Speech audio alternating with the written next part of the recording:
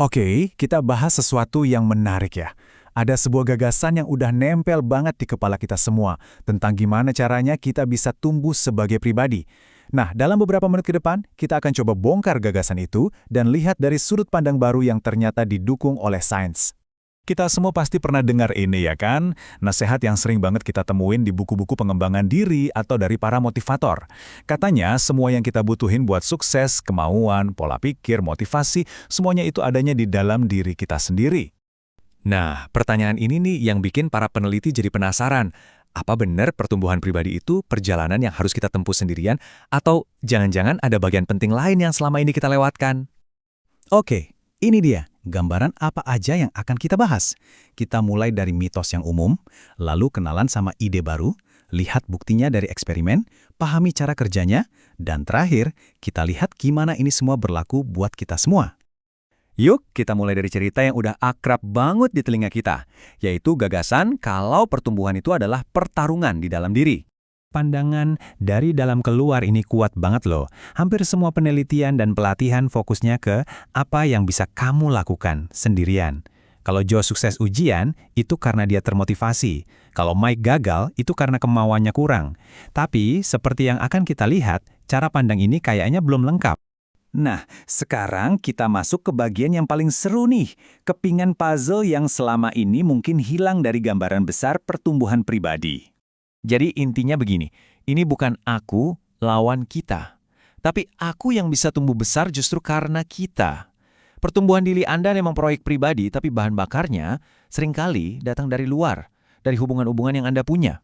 Dan ini bukan cuma soal perasaan enak doang loh. Penelitian puluhan tahun nunjukin manfaat yang nyata banget. Anda jadi dapat perspektif baru, ide-ide segar dari orang lain, Anda dapat dukungan emosional pas lagi jatuh, dan itu krusial banget.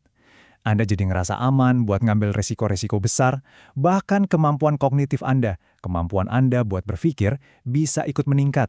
Semua ini adalah fondasi yang kokoh banget buat pertumbuhan. Oke, teorinya keren.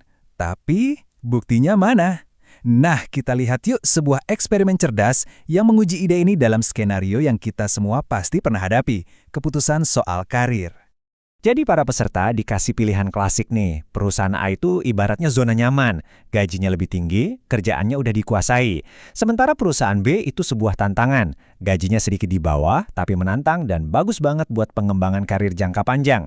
Pertanyaannya, apa sih yang bisa mendorong seseorang buat milih pertumbuhan yang nggak pasti dibanding keamanan yang nyaman? Dan ini dia hasilnya. Sebelum milih, satu kelompok diminta nulis tentang orang yang suportif dalam hidup mereka. Sementara kelompok lain nulis tentang orang yang enggak suportif. Lihat deh bedanya. Hampir 65% dari mereka yang mikirin dukungan memilih pekerjaan yang menantang. Jauh banget dari kelompok satunya yang cuma 40%. Hanya dengan mengingat adanya dukungan loh, perilaku mereka langsung berubah drastis. Oke, kita udah tahu apa yang terjadi. Sekarang pertanyaannya, kenapa bisa begitu? Apa sih yang sebenarnya terjadi di dalam pikiran kita yang menghubungkan dukungan sosial dengan pilihan untuk bertumbuh? Nah, ini kuncinya. Dukungan sosial itu bukan cuma bikin kita ngerasa aman, tapi beneran secara aktif ngebangun rasa percaya diri kita. Waktu kita tahu ada jaring pengaman, ada seseorang yang bakal nangkep kita kalau kita jatuh, kita jadi lebih berani dan percaya sama kemampuan diri sendiri buat hadapin hal-hal baru. Kita jadi lebih siap buat melangkah. Jadi alurnya tuh kayak gini, semua dimulai dari perasaan didukung. Perasaan itu kemudian memicu peningkatan rasa percaya diri yang nyata. Dan rasa percaya diri inilah yang akhirnya ngasih kita keberanian buat milih jalan yang lebih sulit, jalan menuju pertumbuhan. Inilah jembatan psikologis yang menghubungkan hubungan kita dengan tindakan kita. Satu eksperimen di lab emang udah nunjukin hasil yang keren, tapi apa ini berlaku di dunia nyata? Buat ribuan orang dengan latar belakang beda-beda, yuk kita lihat apakah ini cuma kebetulan di lab atau emang sesuatu yang lebih besar. Para peneliti ini nggak main-main. Mereka menganalisis data dari hampir 5.000 orang dewasa di seluruh Amerika Serikat. Ini bukan lagi kelompok kecil di laboratorium. Ini sampel yang sangat luas dan mewakili populasi yang beragam.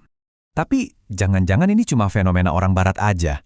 Nah, buat ngecek itu, mereka juga lihat data dari lebih dari 1.000 orang dewasa di Jepang, sebuah budaya yang dikenal lebih kolektif, di mana kepentingan kelompok seringkali lebih utama. Kalau polanya sama di sini, wah itu artinya besar banget. Dan ternyata hasilnya sama persis. Mau di Amerika yang individualistis atau di Jepang yang kolektif, polanya tetap sama. Orang-orang yang merasa punya hubungan yang lebih suportif secara konsisten menunjukkan keinginan yang lebih besar untuk belajar, tumbuh, dan menantang diri mereka sendiri. Ini nunjukin kalau hubungan antara dukungan dan pertumbuhan itu mungkin emang sesuatu yang mendasar dalam diri kita sebagai manusia. Jadi setelah lihat semua bukti ini, dari eksperimen kecil sampai data ribuan orang, apa artinya semua ini buat kita di kehidupan sehari-hari? Apa pesan utamanya? Nah, ini yang perlu kita ubah dari cara kita berpikir. Kita sering mikir harus milih fokus ke diri sendiri atau fokus ke orang lain. Penelitian ini nunjukin kalau itu pilihan yang keliru. Hubungan yang kuat itu bukan penghambat pertumbuhan pribadi, justru jadi bahan bakarnya. Berjuang dan terhubung itu bukan dua hal yang terpisah. Mereka adalah mesin yang saling menguatkan. Jadi, sebagai penutup, coba deh renungkan pertanyaan ini. Pertumbuhan mungkin adalah perjalanan pribadi, tapi bukan berarti harus jadi perjalanan yang sepi ya. Siapa aja sih orang-orang yang bikin Anda berani buat keluar dari zona nyaman? Karena bisa jadi, mengenali dan merawat hubungan-hubungan itu adalah langkah paling penting buat pertumbuhan diri Anda sendiri.